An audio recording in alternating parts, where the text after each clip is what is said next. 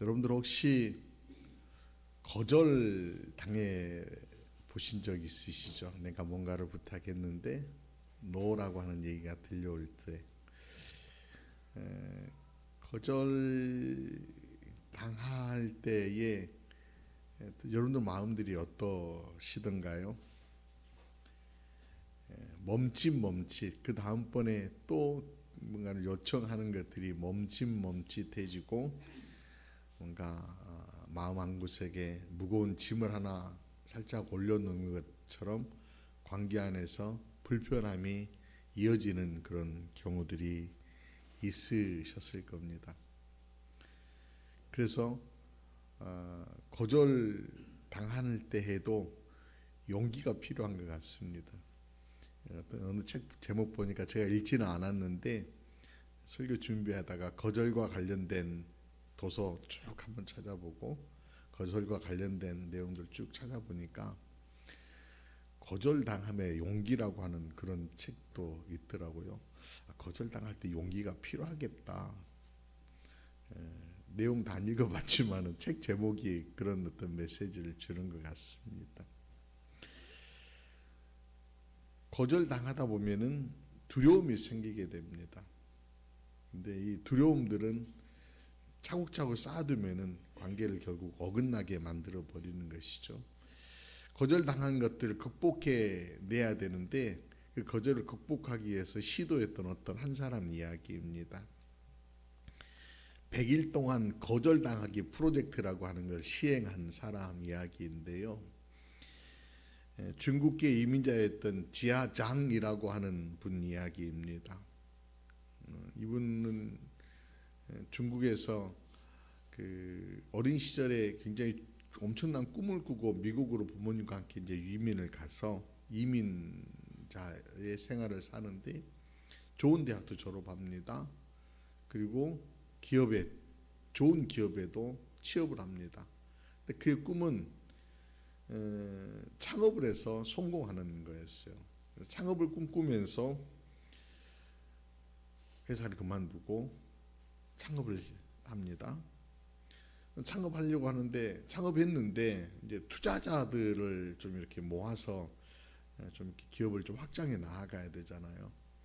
그래서 이제 유력한 어떤 한 투자 그룹 앞에서 사업 설명을 할 수 있는 그런 기회를 얻게 됐어요. 발표할 기회를 얻어서 밤을 새워서 아주 꼼꼼하게 완벽한 발표를 준비했습니다. 그리고 투자자들 앞에서요 열정적으로 설명을 했습니다. 그런데 그에게 돌아온 것은요 차가운 거절을 넘어선 아주 공개적인 모욕이었습니다. 아니 이런 아이템 가지고 사업을 한다고요? 사람들이 페이퍼를 던져버립니다. 이건 망할 짓입니다. 그렇게 모욕을 합니다. 자신이 쌓아왔던 어떤 그 창업 아이템 가지고 뭐 잘 달려보려고 했던 꿈이요 아주 산산이 부서지는 그런 순간이었다고요. 근데 꿈이 부서지는 것보다 더 힘든 건 뭐였냐면 상처였다고요. 상처. 영혼의 상처가 아주 깊숙하게 남아서 누굴 만나는 것이 두렵더랍니다. 심지어는 새로운 도전을 하는 것은 상상할 수도 없는 내 이제 꿈은 날개를 편다라고 하는 것 자체도 이게 힘이 없고 무력감에 빠져들더라는 거예요. 절망하면서 여러 날을 보내게 됐는데 문득 이런 생각이 들더래요.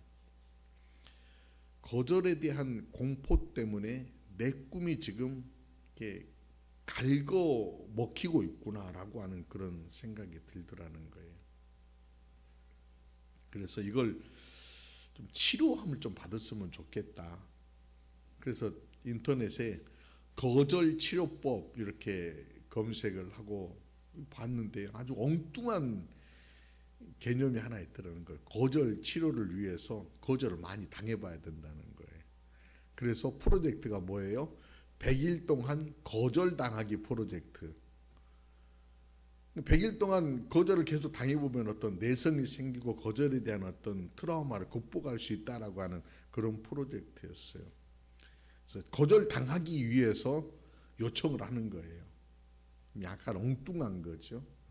훈련 3일째 되는 날 거절당하기 위해서, 마음속에 거절당하기 위해서 어느 한 도너츠 가게에 들어가서 엉뚱한 주문을 하나 했다고 해요. 어떤 주문이었냐면은 혹시 오륜기, 올림픽 오륜기 모양으로 도넛을 만들어 주실 수 있나요? 라고 그렇게 요청을 했다는 거예요.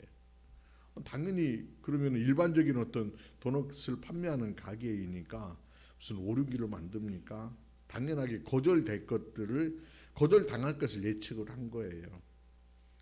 그리고 마음속으로 한편으로는 이제 거절당하는 거, 오늘 3일째니까 3일째 거절은 당한다.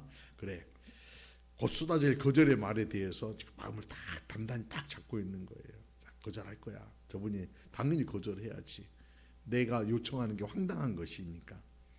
그런데요, 잠시 후에 들려온 얘기는요, 저문이 들려온 얘기는 진지하게 그분이 요청하는 거에 대해서 고민하면서 어떤 모양으로 했으면 좋을지에 대한 요청을 반문을 하더라는 거예요.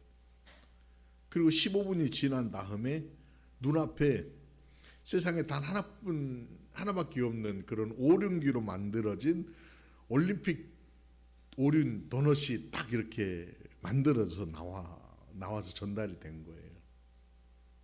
심지어는요, 그렇게 만들었는데 추가 요금도 받지 않는 거예요. 그때 지하장이 생각했답니다. 마음 한편으로 누군가 나를 거절할 적에 나를 거절하는 것이 아니라 내가 요청하는 그 요청을 거절하는 것이지 나를 거절하는 것은 아니다. 그리고 내가 이걸 이렇게 거절에 대한 어떤 공포라고 하는 것이 현실적으로 지금 이렇게 있지만은 한편으로는 내 머릿속에 거대한 어떤 환상들이 또 하나 자리 잡고 있다라고 하는 그런 생각을 가졌다는 거예요. 당연히 나는 거절당할 거에 대한 어떤 두려움이 있어서 요청하는 것도 주저하고 머뭇거리면서 산다는 거죠. 누구든지 여러분들 누군가에게 요청을 하려고 할 적, 부탁을 하려고 할 적에 거기까지 생각 안 하나요? 저분이 어떻게 거절할 수도 있어. 그럼 어떻게 설득해야지라고 하는 그런 생각들을 가지고 요청을 한다는 거예요. 근데 그런 것들이 거절당할 것에 대한 어떤 마음들이 환상적으로 굉장히 크게 작용하고 있으면은 작은 것 하나만으로도 툭 거절을 했을 적에 거봐, 그럴 줄 알았어. 나는 이미 거절당할 그런 거였어 라고 하는 그런 상처들로 작은 스크래치에도 파장은요 크게 다가와서 후루룩 넘어져 버리고 만다는 거예요.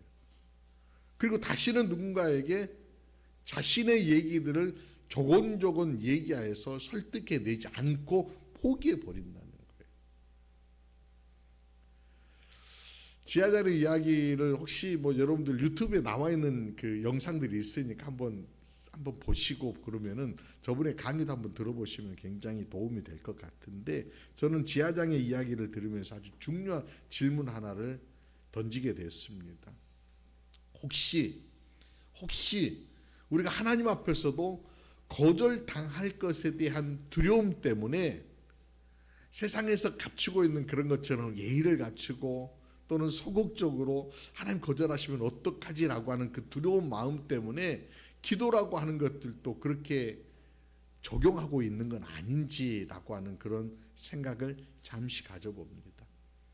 그런데 여러분들, 우리의 생각하고는 전혀 다르게 예수님께서 오늘 본문 말씀을 통하여서 새로운 차원의 기도를 우리에게 들려주시고 계십니다. 전혀 차원이 다릅니다.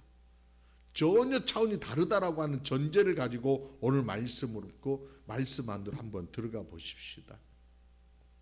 대비되어져 있는 두 가지 이야기입니다. 여러분 구조를 먼저 잘 생각하셔야 되는데, 첫 번째 이야기입니다. 시간이 아주 깊은 밤입니다.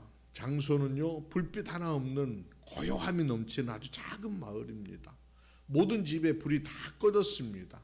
고단한 하루를 보내기 위해서 사람들이 잠자리에 들었을 적에 아주 깊은 잠에 빠져드는 그런 시간이 될 즈음에 정적을 깨는 다급한 발자국 소리가 들리고요, 문을 두드리는 울림이 온 마을에 퍼져갑니다. 꽝꽝꽝. 그렇게 두드릴 수밖에 없는 것은 깊은 잠에 들고 있는 사람을 깨우기 위한 어떤 긴박함이었을 것입니다. 문을 두드리는 사람의 마음에서도요, 갈등이 있었을 겁니다. 이 늦은 밤에 이런 부탁을 한다면 분명히 내가 거절당할 수도 있어. 욕을 먹을 수도 있는 일인데, 하지만 저 지친 나의 집을 찾아온 저 나그네에게 오늘 한 끼 식사를 따뜻하게 대접하기 위해서는 이런 어떤 수고로움, 이런 번거로움, 이런 뻔뻔스러움도 감내해야 돼 라고 하는 그런 마음 때문에 문을 지금 두드리고 있는 것입니다. 당시 문화에서는 손님을 박대한다라고 하는 것은 개인의 어떤 실수를 넘어서 온 마을의 명예를 이렇게 먹칠하는 아주 그런 수치스러운 일로 이렇게 전해졌다라고 그렇게 얘기를 합니다. 그러니까 이분은 지금 문을 두드리고 있는 분은 단순히 어떤 개인적인 어떤 문제뿐만 아니라 공동체의 멍에가 걸린 문제 앞에서 지금 문을 쾅쾅쾅 두드리고 있는 겁니다. 그리고 빼꼼히 열려지는 문 저 건너편에서 들려오는 그 소리를 향하여서 여보게 친구 빵 3덩이만 내게 빌려줄 수 없겠나 라고 그렇게 요청을 합니다. 안에서는 어떤 얘기가 들려올까요? 아유 뭐 그냥 오케이 흔쾌히 그래 빵 빌려줄게 라고 그렇게 빌려줄 법도 하지만은 그렇지 않고요, 나를 괴롭게 하지 말게, 문은 이미 잠겼고 아이들은 이미 잠들었네 라고 하는 그런 아주 짜증 섞이고 피곤함이 가득한 거친 말이 그에게 지금 들려옵니다. 문 저편에서 들려오는 얘기는 당연한 이야기입니다. 나는 내 가정을 지켜야 하고 또 내일 또 나의 일자리를 나가야 하는데 라고 하는 그런 어떤 차가운 소리지만은 당연한 이야기입니다. 근데 여기에서요, 그때 예수님께서 놀라운 말씀 하나를, 이 장면을 넘기면서 하시는 말씀인데 8절 말씀 잠깐 한번 볼게요. 이런 말씀 주십니다. 내가 너희에게 말하노니 비록 벗됨으로 인하여 일어나서 주지 아니할지라도 그 강청함을 인하여 일어나 그 요구대로 주리라. 여기서 보면 강청함이라고 하는, 강청함을 인하여라고 하는 그런 말이 나와요. 벗됨으로 일어나서는 주지 않을 수도 있다. 그러나 강청함으로 인하여 일어나 그 요구대로 주리라. 이 강청함이라고 하는 그 단어를 주석에서 좀 찾아보니까 이런 해석을 해 놓았습니다. 부끄러움을 모르는 뻔뻔함이라고 하는 뜻으로 해석을 해 놓았어요. 그러니까 문을 두드리고 있는 이 사람은 체면도 없이 아주 뻔뻔함으로 부끄러움 모르는 그런 마음의 모습으로 쾅쾅쾅 지금 하고 있다는 거예요. 뻔뻔함이라고 그렇게 표현해 놓았는데, 한편으로 또 동시에 문을 지금 열어줘야 되는 사람 역시 문을 열어주지 않는다고 하면 다음날 아침이면 온 동네 사람들에게 망신을 당하게 될 수도 있다라고 하는 그런 계산들이 지금 막 튕겨지고 있는 그런 순간이에요. 그래서 지금 문을 쾅쾅쾅 두드리면서 뻔뻔하게 요구하고 있는 그 요구를 거절할 수가 없어서 그냥 투덜거리면서 들어주는 것이다 라고 하는 그런 표현인 거예요. 여러분, 저는 이 강청함이라고 하는 것이 한편으로 보면은 굉장히 좀 뻔뻔스러운 것일 수도 있겠지만은 여기에도 좀 타이틀을 좀 다르게 좀 붙여보고 싶은 그런 마음이 들었습니다. 거룩한 뻔뻔함. 왜 거룩한 뻔뻔함이냐면 이 사람이요, 지금 문을 두드리고 있는 사람이 자신의 어떤 욕구를 채우기 위해서, 자신의 어떤 줄임배를 채우기 위해서 그런 것이 아니라 누군가 형제의 배를 채우기 위해서 자신의 체면, 자신의 규칙을 뛰어넘어서 절박함을 느끼고 지금 요구하고 있는 거잖아요. 그래서 이제 거룩한 뻔뻔함이라고 그냥 억지스럽게 붙여보았는데, 근데 이 거룩한 뻔뻔함이, 거룩한 강청함이 놀라운 일도 이뤄낼 수 있습니다. 영화에도 소개가 되어서 미국에서 이렇게 상영이 되었던 영화라고 합니다. 노렌조 오일이라고 하는 그런 영화로 상영된 이야기인데, 세계적인 어떤 그 경제학자인 아버지하고 언어학자인 어머니 사이에 태어난 아들이 있었습니다. 노렌조라고 하는 아이인데요.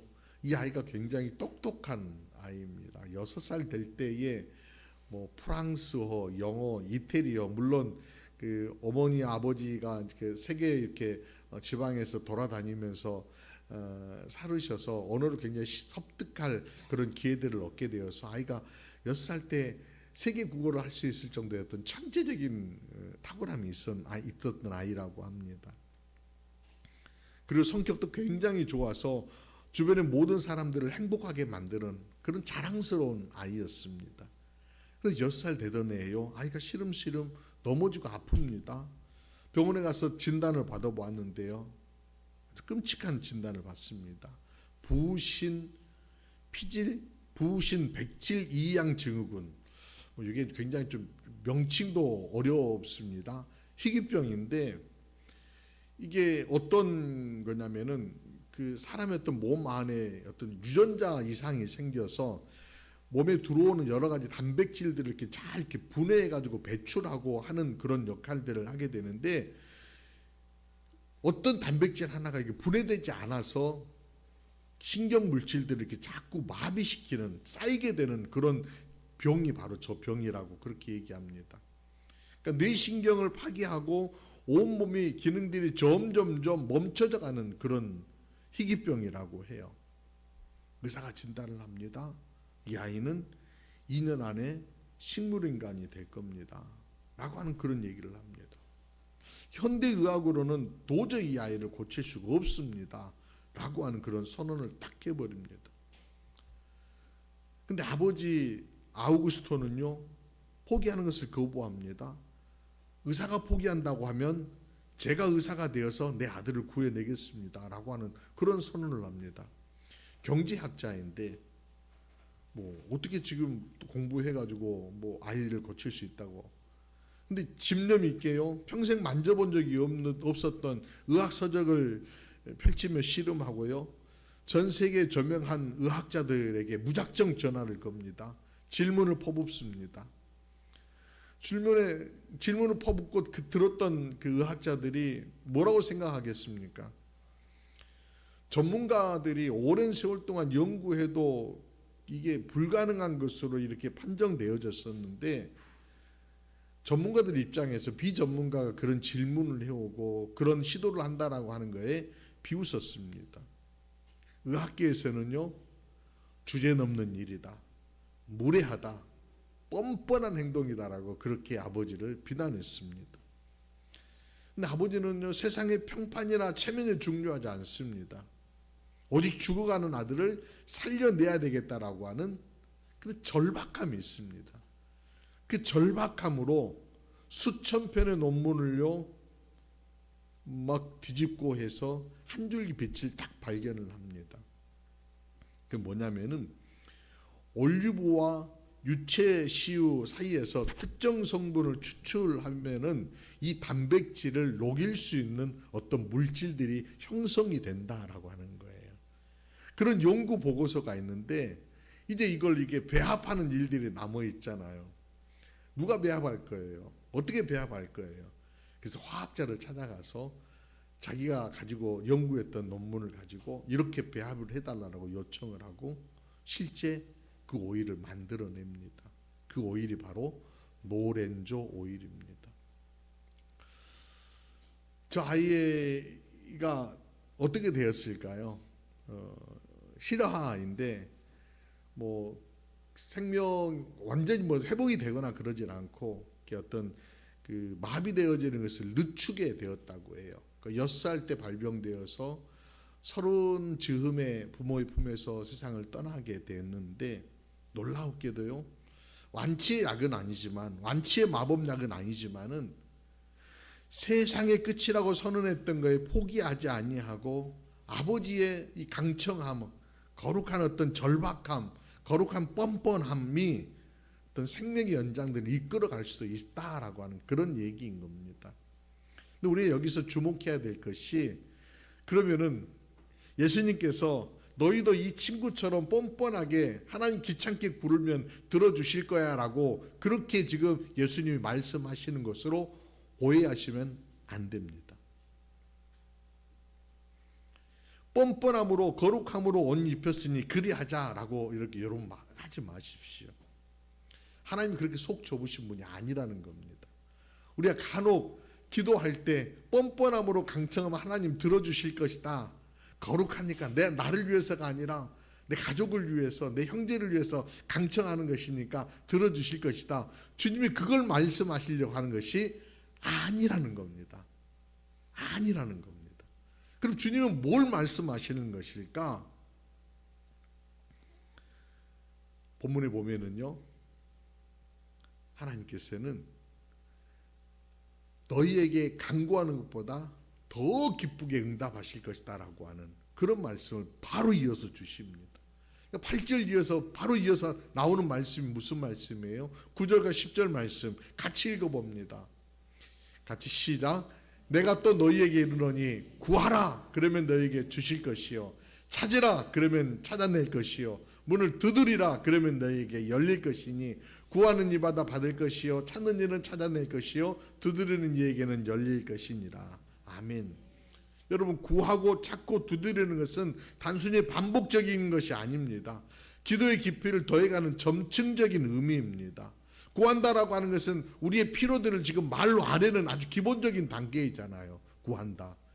그래서 찾는다라고 하는 것은 이제 구하는 것을 살짝 넘어서 하나님의 뜻이 무엇인지를 발견하기 위해서 적극적으로 행동하고 노력하는 것들을 의미하는 겁니다. 자, 이제 두드린다라고 하는 것은 응답이 없어 보이는 닫힌 문 앞에서 포기하지 않냐고 인내하며 하나님의 때를 기다리는 간절함의 단계일 것입니다. 근데 이걸 지금 하시라는 거예요. 하라는 거예요.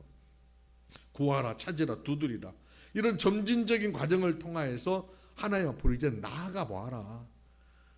거룩한 뻔뻔함으로가 아니라 이런 단계를 거쳐서 나아가 봐라. 그리고 11절 13절 말씀 보면은 너희 중에 아버지 된 자로서 누가 아들이 생선을 달라면 생선 대신에 뱀을 주며 알을 달라 하는데 전갈을 주겠느냐. 너희가 악할지라도 좋은 것을 자식에게 줄 줄 알거든. 이어지는 말씀 하물며 그럽니다. 하물며 너희 하늘 아버지께서 구하는 자에게 성령을 주시지 않겠느냐. 앞부분에 지금 거룩한 뻔뻔함으로 아버지가 지금 뭐 요청하듯이 뭐 우리가 매달리는 자들에게도 어떤 기적적인 일들이 일어날 수 있다. 문이 열어지는 것이다. 강청함으로 인하여 그래 할 수 있다. 그러나 하나님은 그리 하지 않더라도 하물며 너희가 지금 뭔가 필요한 것들이 있다라고 하면은 좋은 것 줄 줄 아는 너희인데 하늘 아버지는 하물며 아버지에게 구하는 자에게 성령을 주시지 않겠느냐. 아직 예수님의 논리는요, 그러니까 이 조그만하지 않다는 거예요. 좁쌀처럼 사람의 마음이 너가 요구했으니까 이만큼 준다라고 하는 것이 아니라 빵 튀겨서 하늘을 향해서 폭발적으로 지금 확장해 내고 있는 말씀인 거예요. 하물며라고 하는 이 단어가 말이에요. 악한 인간조차도 자식에게 좋은 것을 줄 줄 아는데 하물며 선하신 우리 하나님 아버지께서 구하는 자에게 좋은 것으로 주시지 않겠느냐라고 하는 거예요. 그 증거가 뭐입니까? 그 증거가 바로 십자가입니다. 십자가. 로마서 8장 32절 말씀, 자기 아들을 아끼지 아니하시고 우리 모든 사람을 위하여 내어주신 이가 어찌 그 아들과 함께 모든 것을 우리에게 주시지 아니하겠느냐. 좋은 것을 주신다라고 하는 것, 우리에게 필요한 것들을 넘치도록 주신다라고 하는 것이 바로 그 증거가 십자가이다라고 하는 거예요. 하나님은 이미 우리에게 가장 귀한 선물, 당신의 심장과 같은 그 아들을 내어 주셨습니다. 십자가는 하나님께서 우리의 모든 기도에 가장 좋은 것으로 응답해 주실 것이다 라고 하는 보증으로서, 증표로서 보여주신 것, 실행해 주신 것이 바로 십자가인 것입니다. 그러면서 주님은요, 이어져서 또 성령을 주신다라고 하는 그런 표현을 주십니다. 오늘 말씀에서 가장 좋은 것이 성령이다라고 그렇게 표현하는데, 성령보다는 돈이 좀 더 좋은데, 이런 생각 여러분 가지실 수도 있을 거예요. 내 지금 필요한 게 성령이 아니고 지금 저쪽에 지금 저건데 라고 이렇게 생각할 수 있는데, 왜 하필이면 주님은 성령을 주신다라고 이렇게 말씀하셨을까? 성령은요 하나님 그 자신이잖아요. 존재 자체이잖아요. 그러니까 하나님이 찌시락 뭘 이렇게 찔끔찔끔 주겠다가 아니라 나의 전 존재를 너에게 주겠다 이렇게 지금 말씀하시는 거예요. 얼마나 대단합니까? 단순한 이게 찔끔찔끔의 선물이 아니라 수많은 선물 중에 하나가 아니라 선물이신 하나님 자체를 내가 너희에게 주겠다. 내가 너에게 나를 주겠다라고 하는 그런 말씀인 거예요.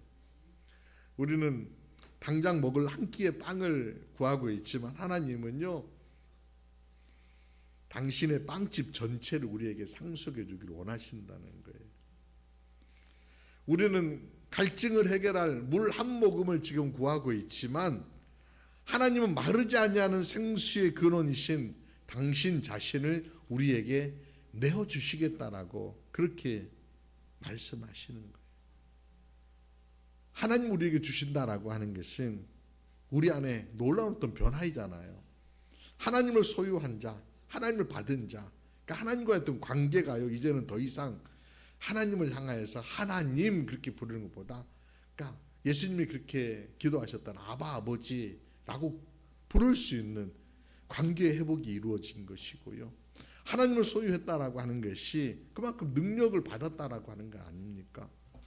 내 힘으로는 죄의 유혹, 죄의 사슬을 이길 수 없지만은 세상의 근심 앞에서 쉽게 무너져 내리는 그런 연약한 존재일 수밖에 없지만은 성령께서 내 안에 거하여 주심으로 내 삶의 연료가 되어 주실 때에 우리가 미움을 이겨내며 사랑할 수 있고 절망 속에서도 포기하지 않냐고 다시 일어설 수 있고 세상에 많은 유혹의 소리들이 들려온다 하더라도 떨쳐내며 주님을 바라보며 걸어갈 수 있는 그런 능력의 사람이 될 수 있다라고 하는 거예요.